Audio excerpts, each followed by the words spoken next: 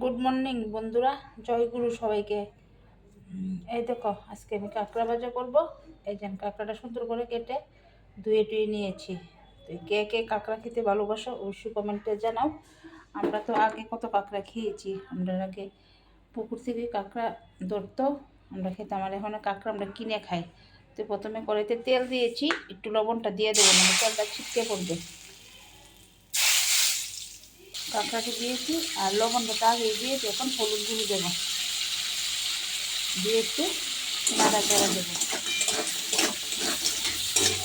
কাঁকড়া খেতে ভালো লাগে অবশ্যই কিন্তু কমেন্টে জানাবো। কাঁকড়াটি হালকা ভাজা হয়ে গেছে, এখন কাঁচামরিচ আর পেঁয়াজ কুচি দিয়ে দেবো।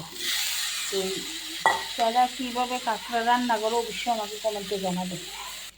এই দেখো, ভাজাটা কমপ্লিট, এখন নামিয়ে ফেলবো।